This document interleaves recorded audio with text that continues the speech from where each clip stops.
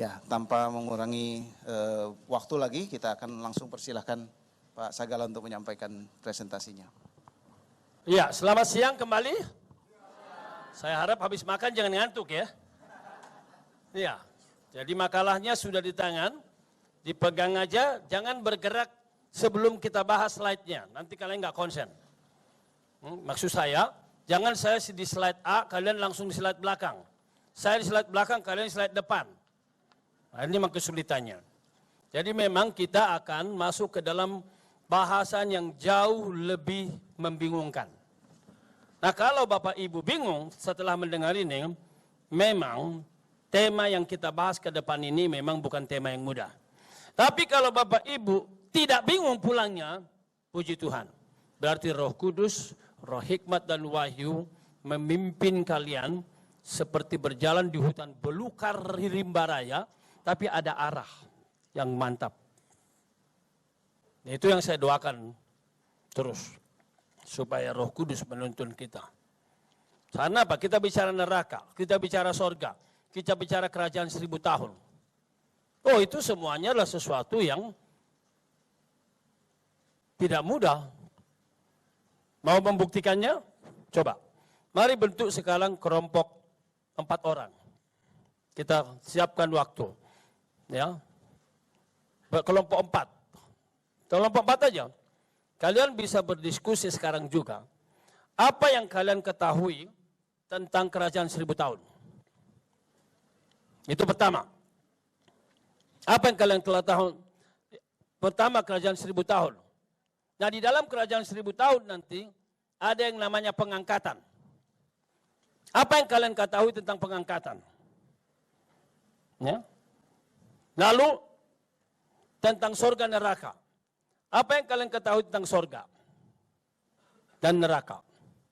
Dan terakhir, kira-kira nanti tubuh kita ini seperti apa? Tadi kan ditanya tadi. Nah, coba didiskusikan dulu. Kita kasih waktu 10 menit. Cepat-cepat aja. Kan menurut saya begitu aja. Tidak usah dikritisi pandangan temannya. Tidak usah dikritisi. Ingat dulu waktu kita diskusi Allah Tritunggal. Nah, itu bebas. Menurut saya aja. Menurut saya kerajaan 1000 tahun begini-begini saya pernah ajar. Menurut saya pengangkatan itu adalah manusia dibawa ke sorga 1000 tahun dan seterusnya. Menurut saya sorga begini. Menurut saya neraka begini. Menurut saya nanti kalau kita mati, bangkit, nanti tubuhnya begini. Dan kita, oh ini, salah satu yang kalian bisa tanya. Nanti di sorga kita saling mengenal enggak? Oke, 10 menit dari sekarang. Boleh sekarang mulai lagi? Apa itu kerajaan 1000 tahun?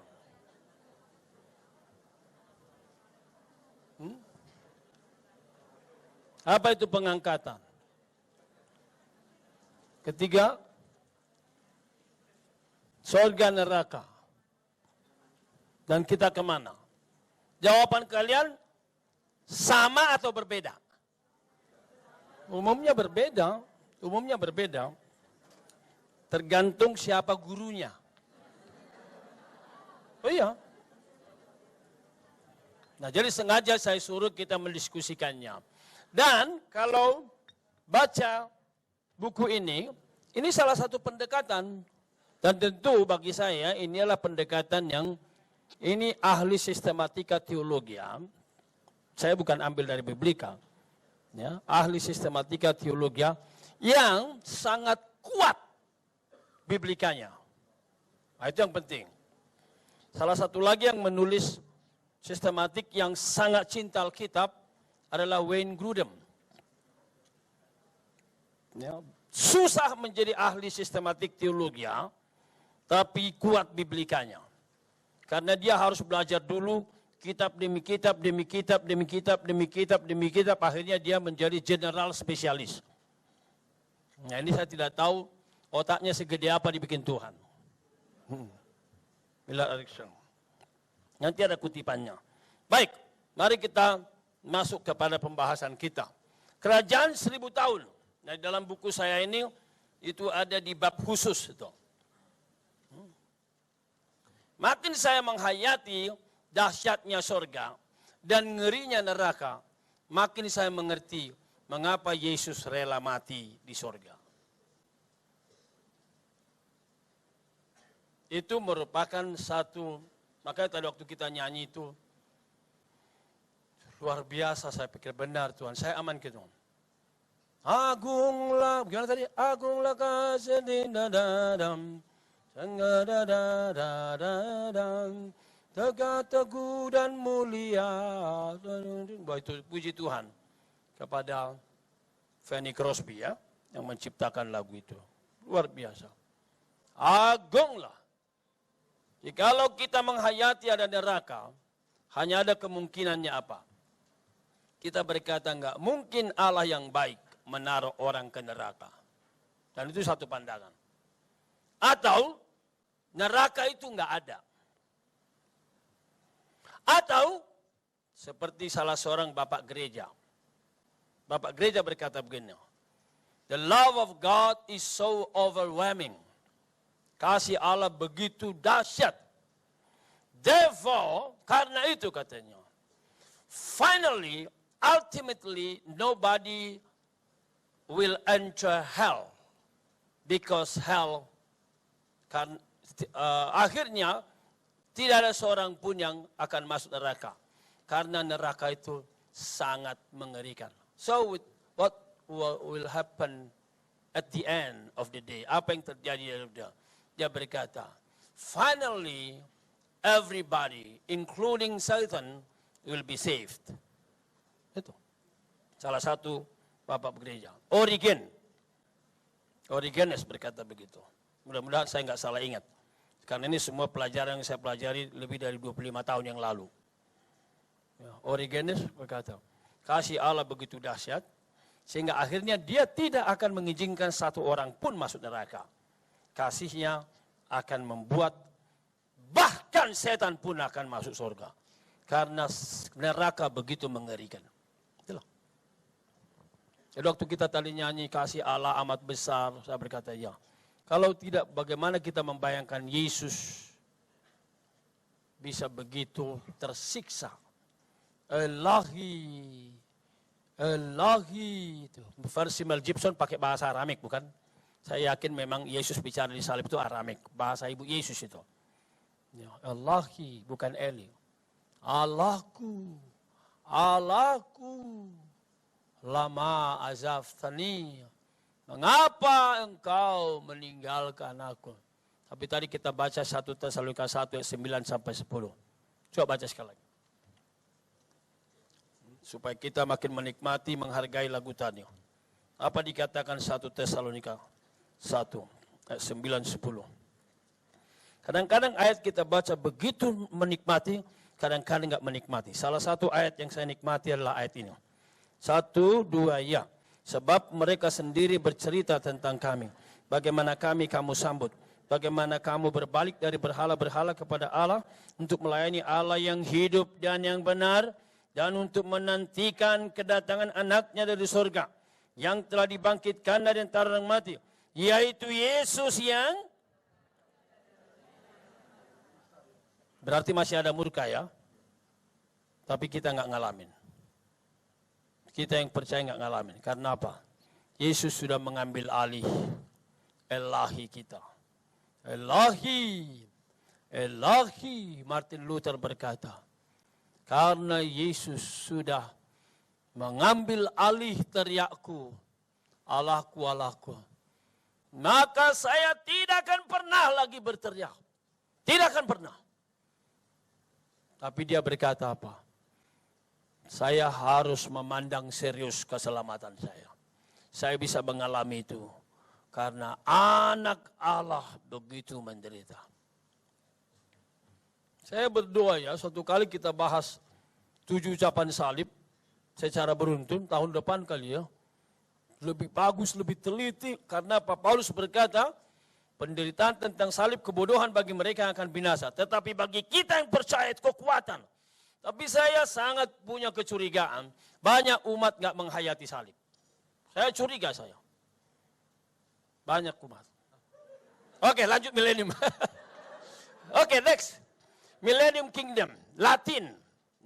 Mille anus. Mille 1000. Anus tahun. Makanya kurasa bapakku hebat kali. Dia bikin nama putrinya Milleria. Berarti sukacita beribu-ribu kali lipat. Disitulah bapak saya membangun rumah Gorga pertama di kampung kami. Kalau kalian pergi ke kampung kami, itu rumah Gorga yang tidak ada bandingnya di rumah Gorga lain. Ya, sampai sekarang itu nggak pernah diganti bagian apapun itu. Entah dari mana diambil kayunya. Umur saya sudah seumur begini. Dibangun waktu putrinya bernama, itu saya dari sini. Namanya siapa itu? Si Parlin. Halo, siapa yang bernama itu? Nah, itu dia. Itu yang bernama. Namanya Milleria. Jadi milenium kerajaan 1000 tahun. Oke, next. Apa dasarnya kita percaya kerajaan 1000 tahun? Nah, ini hati-hati. Lihat. Kitab Wahyu. Nah, makanya kita masuk kepada yang berat. Inilah isinya. Kita baca dulu. Wahyu 20 ayat 4 sama-sama. Kita baca. Ya, Wahyu 20 ayat 4. 1, 2, 3, ya. Lalu aku melihat tahta-tahta dan orang-orang duduk di atasnya. Kepada mereka diserahkan kuasa untuk menghakimi. Aku juga melihat jiwa-jiwa mereka yang telah dipenggal kepalanya. Karena kesaksian tentang Yesus dan karena firman Allah. Yang tidak menyembah binatang itu dan patungnya. Dan yang tidak juga menerima tandanya pada dahi dan tangan mereka. Dan mereka hidup kembali. Dan memerintah sebagai raja bersama-sama dengan Kristus untuk masa 1000 tahun. Itu dia. Ayat ini saja. Makanya saya kutip di sini ahli biblika, Profesor John Lett. Bukunya juga kayak bantal juga itu. Kalau kalian baca bukunya dia atau dosenmu baca berarti cukup baik dosenmu. Kalau nggak pernah tahu nama ini berarti dosenmu kurang baik. Oh begitu-begitu aja. Saya bilang sama mahasiswa saya, kalian mengenal teolog-teolog besar itu salah satu yang baik. Kalau kalian nanti STT ditanya, Let nggak tahu, langsung malu, saya bilang gitu. Ini salah satu teolog besar. The Bible that speaks of an actual millennium, ya, jadi Alkitab yang bicara kerajaan dalam arti nyata adalah pasal di Wahyu 21-6. Setiap doktrin kerajaan 1000 tahun harus didasarkan pada eksegesis penggalian paling natural dari pasal ini. Hanya itu saja. Wahyu 20 ayat 4. Jadi dulu ingat dulu.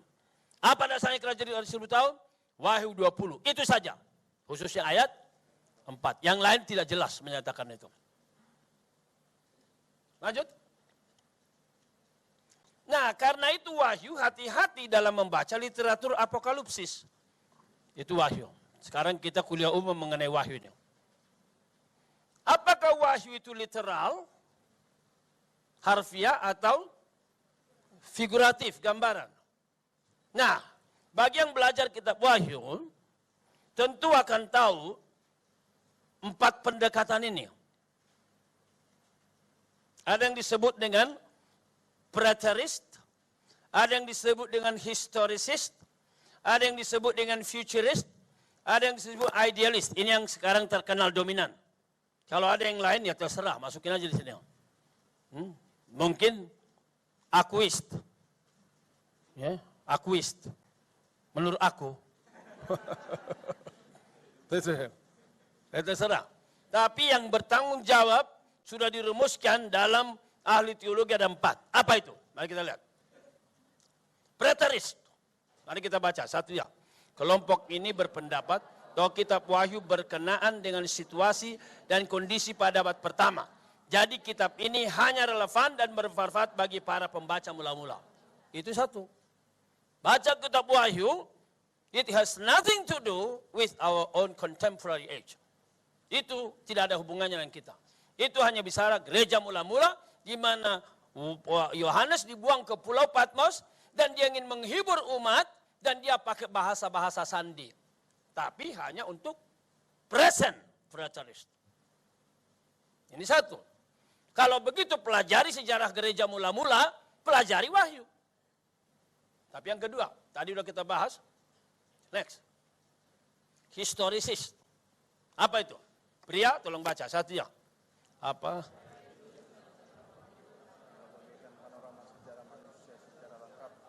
Mulai dari abad pertama sampai ke Parusia. Jadi apa yang sedang dan akan terjadi dalam setiap periode sejarah digambarkan dalam kitab Wahyu. Ini pandangan yang kedua. Jadi berikan panorama. Itu sebabnya kalau kau baca kitab 2 pasal, 3 pasal pertama tadi yang disebut itu bicara soal gereja. Itu bukan hanya bicara gereja di situ. Itulah gambaran yang diberikan oleh Allah bagaimana gereja sepanjang segala abad dan tempat berada. Misalnya ada gereja seperti Laodikia suam-suam.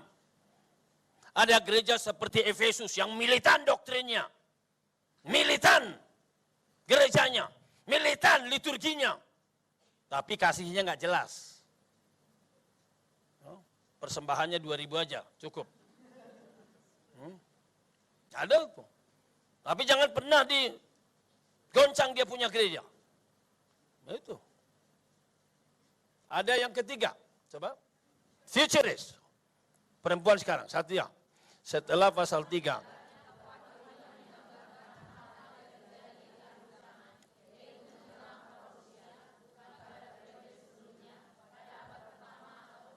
Tuh banyak kelompok ini. Maka semua yang dibaca kitab Wahyu, ini bicara soal Gaddafi. Ini bicara sama Saddam Hussein. Ini bicara begitu-begitu dia. Futurist, kebalikan dari nomor 1. Jadi jangan heran kalau ada orang penyingkapan kitab Wahyu. Wah, menyingkap terus dia. Dan hanya kepada dia aja tuh dapatnya penyingkapan. Makanya sebenarnya kalau bisa seminar ini yang kita bikin di ruang utama Istora. Supaya banyak yang dapat pengajaran. Yang keempat, idealis. Mari kita baca sama-sama. Apa yang tertulis dalam kitab Wahyu tidak berkenaan dengan peristiwa-peristiwa yang terjadi dalam segala zaman. Baik masa gereja mula-mula apa maksudnya. Tetapi menunjukkan gagasan-gagasan dan prinsip yang berlaku. Nah ini dia. Lihat aja idenya. Allah adalah Allah yang berdaulat. Itulah Wahyu. Babel itu hancur. Itu dia. Dragon naga itu hancur. Itu pegang. Poin-poin itu yang pegang untuk. Jadi ada 4. Nah bagaimana menafsirnya? Kelompok 1, kelompok 2, kelompok 3 atau kelompok 4? Gak mereka ini ngotot ini. Pasti ini benar, pasti ini benar, pasti ini benar, pasti ini benar, pasti ini benar. Nah seringkali kalau saya melihat begini, dan saya pelajari pikiran mereka, mereka sungguh-sungguh, genuine mereka. Akhirnya saya pikir, jangan-jangan semua memiliki kebenaran. Jadi baca Wahyu, ada yang preterist, ada yang futurist, ada yang idealis, ada yang historisis. Nah sebenarnya saya mengambil itu. Ada unsur-unsur itu di sana. Karena itu mesti hati-hati. Kapan kita melihat itu sebagai sesuatu yang literal, kapan sesuatu yang figuratif. Hati-hati. Nah lihat sekarang, apalagi lihat sekarang kerangka kitab Wahyu, silakan. Inilah kerangka kitab Wahyu. Perhatikan angka 7 sering diulang. Ya, sekaligus Bapak Ibu nanti kalau nanti kan bingung kitab Wahyu. Tapi saya tolong sekarang. Wahyu ada pendahuluan. Pasal 1 ayat 1 sampai 20. Lalu surat kepada ke-7 jemaat. Pasal 2 ayat 1 sampai pasal 3 ayat 22. Ya. Yang ketiga, penglihatan surga. Lihat ini, visi surga. Diberikan kepada Yohanes yang dibuang ke pulau Pasir. Lalu apa? Penglihatan itu dia melihat ini. 7 materai. Pasal 6, pasal 7, pasal 8. Materai pertama, materai kedua, materai ketiga. Kalau nanti kita seminar khusus Wahyu juga boleh. Terserah. Tapi kita hanya melihat kerangkanya sekarang. Lalu pasal 8 ayat 6 sampai 11, 8, 9, 10, 11, 4 pasal. Itu adalah sangkakala. Sangkakala pertama, sangkakala kedua, sangkakala ketiga. Jadi 7 jemaat, 7 materai, 7 sangkakala. Lanjut. 7 tanda. Sudah. Tanda pertama, kedua, ketiga, keempat, kelima, keenam. Itu 12, 13, 14. 7 cawan murka. 7 lagi. Lalu kemudian yang ke-8, kemenangan Allah yang Maha Kuasa. Jadi lihat ini, endingnya ini adalah kemenangan Allah, lalu langit dan bumi baru. Inilah kitab Wahyu. Puji Tuhan. Jadi kalau dikatakan ini gagasan, gagasannya ialah apa? Wahyu menjelaskan gereja dan Allah akan keluar sebagai pemenang. Jangan kita merasa takut di dunia ini. Yesus pernah berkata, jangan takut pada mereka yang bisa membunuh tubuh, tapi tidak membunuh, bisa membunuh jiwa. Takutlah kepada dia yang bisa membawa tubuhmu dan jiwamu masuk neraka. Itu. Lalu bagaimana 4 pandangan ini harus kita, lalu bagaimana kita memahami kerajaan 1000 tahun dari cara wahyu tadi? Harus diterapkan itu. Nah, muncullah 4 pandangan milenium. 1 dispensasional. Bagi kalian yang punya buku merah, pasti bisa lebih puas membacanya. Karena di situ lebih detail saya bahas, termasuk apa yang mereka anut. Ya. Jadi premilenium dispensasional. Inilah kelompok pertama. Jadi kalau Bapak Ibu pulang nanti mengetahui ini, kalian sudah melebihi para majelis. Jangan-jangan melebihi pendeta juga. Oh ya, belum tentu pendeta tahu ini kan. Pre itu apa? Sebelum milenium, keserabat 1000 tahun. Berarti premilenium itu adalah berapa? Kristus datang sebelum premilenium. Nah, mengapa dispensasional? Ada aliran khusus dispensasional, yaitu pengangkatan. Pre-tribulation. Artinya, jadi ini menganut ini. Artinya, Kristus datang sebelum ada tribulation, penganiayaan. Tapi penganiayaan yang hebat di bumi itu terjadi berdasarkan Matius 24, 15, 22. Tapi nanti gereja tidak mengalami karena gereja dibawa ke udara. Ada aman saudara? Amin, senanglah dia. Senanglah, nyanyilah. Sungguh senang saudara pertemuan di udara. Wah, puji Tuhan. Gereja nggak ngalamin. Inilah. Nah, makanya memang orang suka dengar ajaran ini. Puji Tuhan, ternyata kita nggak menderita. Dibawa. Itu dia. Apalagi kalau disambung. Itu sebabnya saudara, jangan menderita di dunia ini. Kalau kamu menderita, itu bukan maksud Tuhan. Allah itu maha kuasa. Allah itu maha baik. Karena Allah maha baik, tidak tega melihat anaknya menderita. Kalau Allah maha kuasa, dia tidak mau membuat kalian menderita. Maka kalau kalian masih menderita, berarti kalian ada dosanya. Ada amin saudara-saudara? Nah, itu dia. No amin. Nah, jadi itu satu pandangan. Lanjut. Nah, ada premilenium historis. Kenapa disebut premilenium historis? Ini salah satu pandangan yang historis, langgeng. Ya. Jadi sama-sama premil, tapi ini yang lebih historis memahaminya. Tidak ada pengangkatan ke udara. Ya, itu premilenium historis. Tetap sebelum kerajaan sejahtera, tidak menganut adanya pengangkatan. Ya, penderitaan terjadi dalam histori sejarah dunia. Terjadi 2 kali kebangkitan orang mati, yaitu tadi. Sebelum kerajaan 1000 tahun katanya hidup kembali. Itu terjadi. Dan nanti pada permulaan parousia di awal milenium. Kedua pada akhir milenium. 2 kali kebangkitan orang mati. Kalau dispensasional lebih sering lagi bangkit orang mati. Lanjut. Post milenium. Post sudah. Kristus datang setelah milenium. Namun 1000 tahun tidak harfiah. Itu dia. In the post-millennial view, the millennium will be an extended period. Ya, jadi pada pandangan 1000 tahun, kerajaan 1000 tahun merupakan periode diperpanjang. Tetapi tidak harus dipahami 1000 tahun secara harfiah. Itu saya ambil dari buku ini. Millard J. Erickson. Millard J. Erickson. Lanjut. Jadi akan tiba masa-masa gereja di mana doa yang diajarkan Tuhan Yesus, datanglah kerajaanmu di bumi seperti di sorga, akan terjadi secara sungguh-sungguh. Itulah post milenium. Jadi masa emas gereja benar-benar harfiah terjadi. Itu post milenium. Siap? Pemerintahan Kristus akan terjadi secara sempurna dan universal. Karena itu disebut ini pandangan sangat optimistis tentang dunia. Next. Mari kita baca. 1, 2 ya. Dunia akan datang tidak memiliki perbedaan dengan dunia yang sekarang ini. Dunia yang sekarang akan semakin berubah dan menjadi sempurna seiring dengan perubahan hati manusia. Periode dunia ini akan diakhiri dengan kedatangan Kristus yang kedua.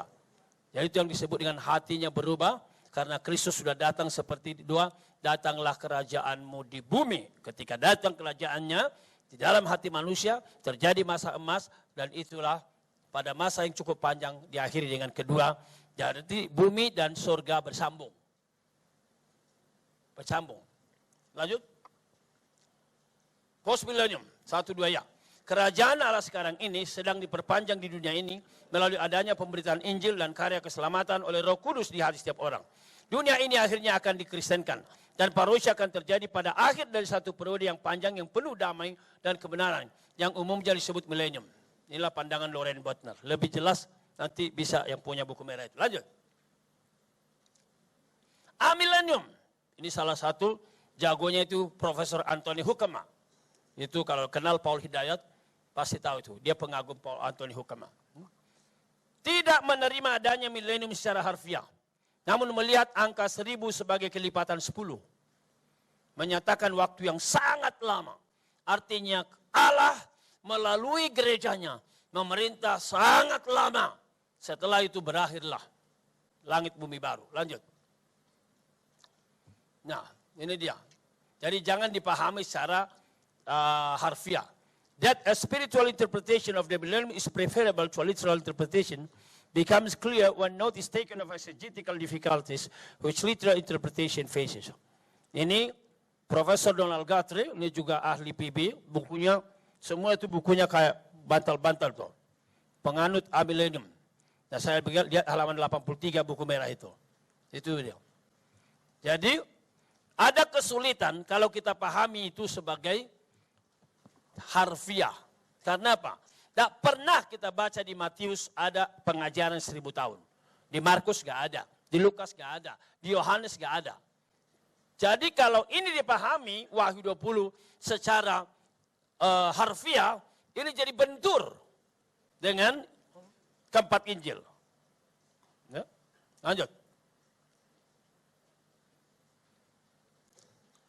Ya, 1000 tahun adalah perkalian 10, 10, 10. The number of completeness, angka sempurna.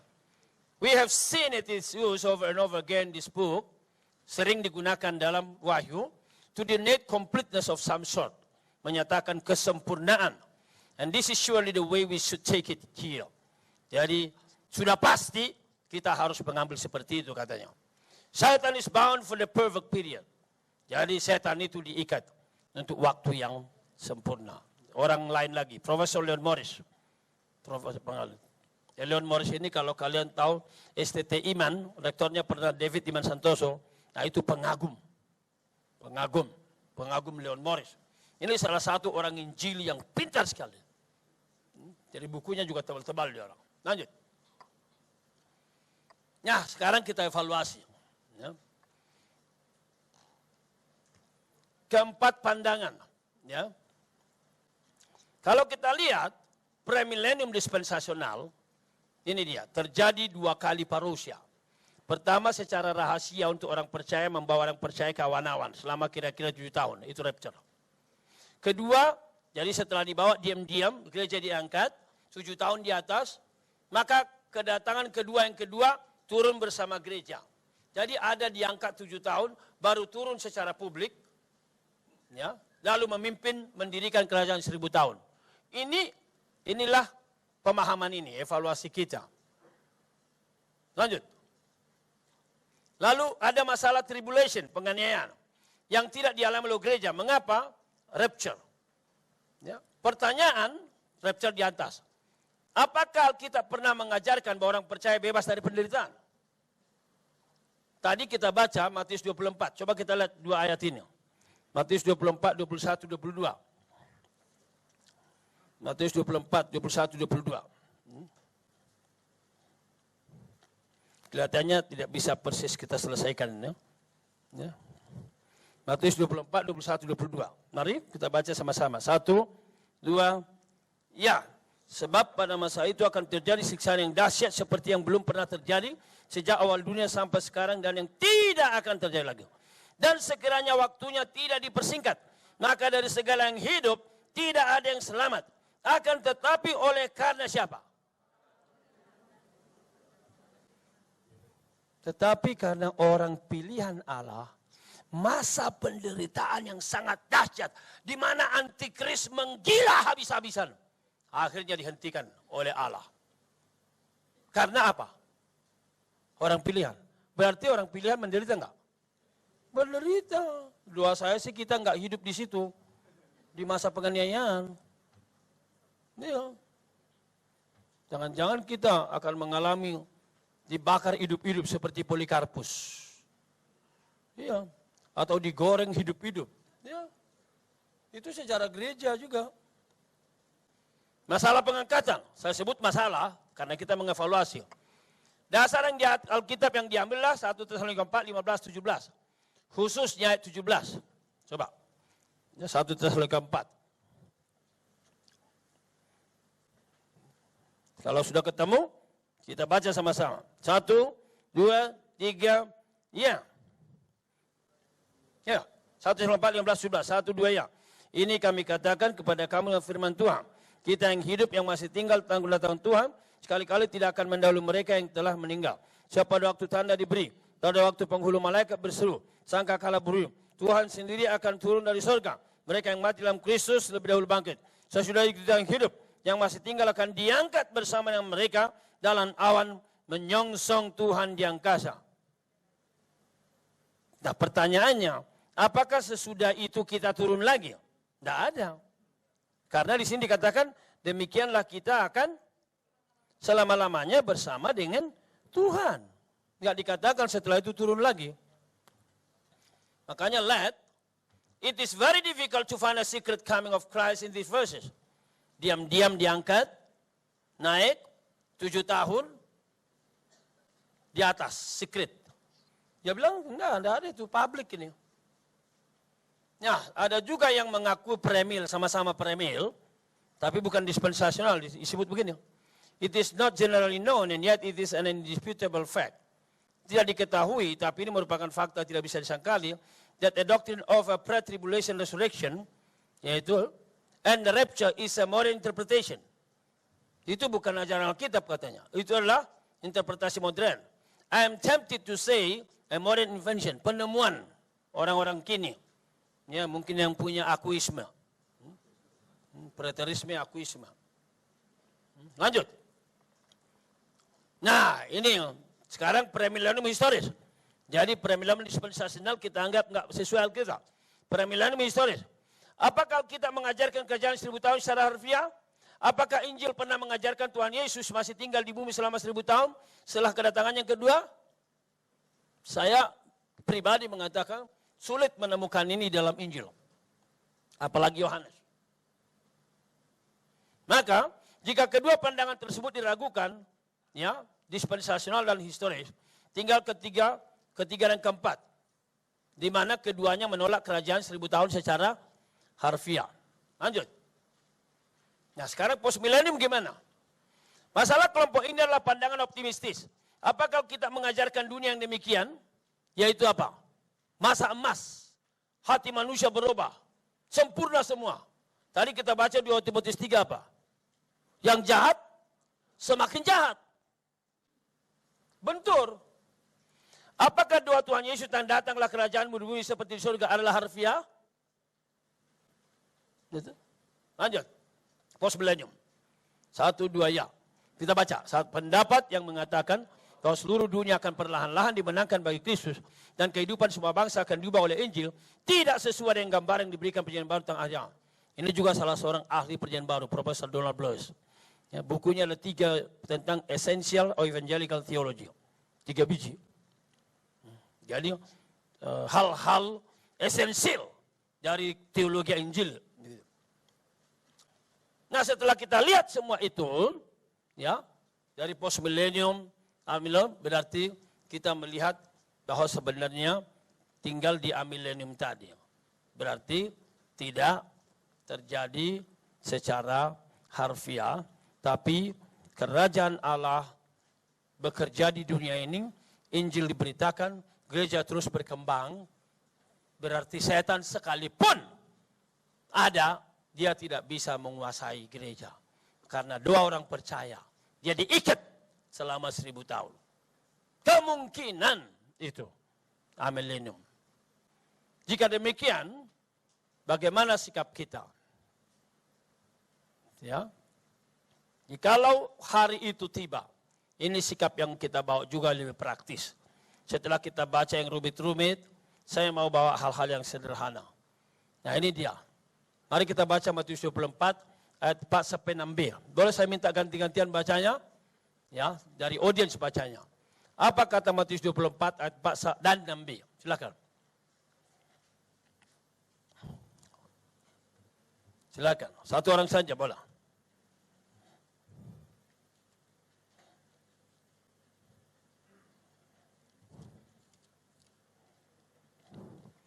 Baik, kita baca bersama-sama. 1, 2, ya.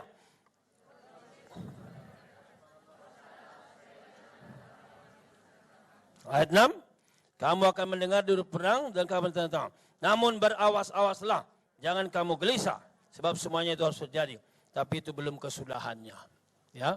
Jadi dikatakan waspada. Bahasa Yunani itu blepete. Blepete. Kalau tidak belepotan. Ya. Bahasa Yunani begitu, blepete. Jangan gelisah. Makanya tadi saya menyanyikan lagu Batak tadi kan. Atau Indonesia juga boleh. Zaman Satya. Zaman sekarang berjagalah. Lihat dunia bergelora. Kedengaran sini sana. Banyak kabar menggemparkan, berlindunglah dalam sabda Allah. Asik kan? Coba, kita yang nyanyi kan senang. Kalian yang tidak nyanyi jadi ngantuk. Coba, 1, 2, ya. Zaman sekarang berjagalah. Lihat dunia bergelora, kedengaran sini sana, banyak kabar menggemparkan, berlindunglah pada sabda Allah. Tadi saya mau tarik begini, panjangin begini, jatuh di baterainya. Betul.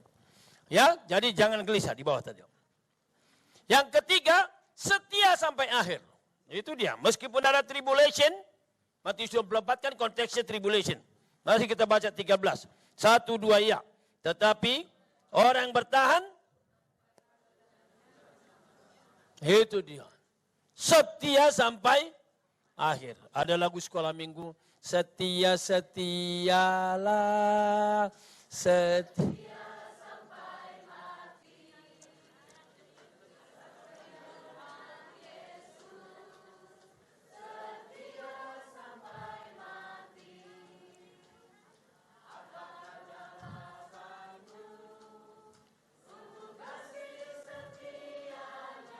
Aminkan ya.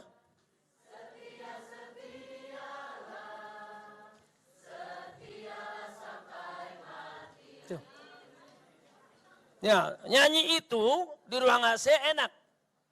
Tapi jangan lupa Matius itu disebut pada masa aniaya, tribulation. Tetap setia kalau kita ada di situ. Yang keempat, beritakan Injil. Itu sebabnya besok kita harus KKR. Saya harap semua kalian bawa rombongan. Kalau katakan, saya ada 50 dari kampung saya, semua arisan saya bawa. Tidak masalah. Telepon sama Pak Ferry Manurung. Mana Pak Ferry Manurung? Halo, angkat tangan. Nah itu di belakang. Berdiri dulu Pak Ferry. Ya, dia atur bus buat kalian. Ya. 2 bus, 3 bus, 10 bus, 20 bus. Ya. Semua yang mau dengar Injil. Kita mau. Ada orang berkata, benar nih Pak. Benar. Wih, berarti bukan hanya KKR Pak Stephen Tong antar jemput ya. KKR Mangapul Tong juga ya.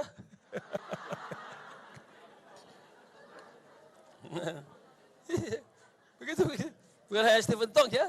Mangapul Tong juga ya. Beritakan Injil. Matius 24, 14. Coba, 1, 2, 3, ya.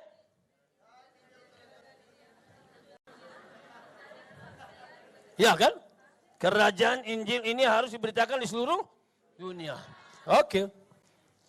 Makanya Matius 28 diakhiri dengan itu. Lalu siap sedia. Baik tidak baik waktunya. Siaplah saudara. Tadi sudah kita nyanyikan.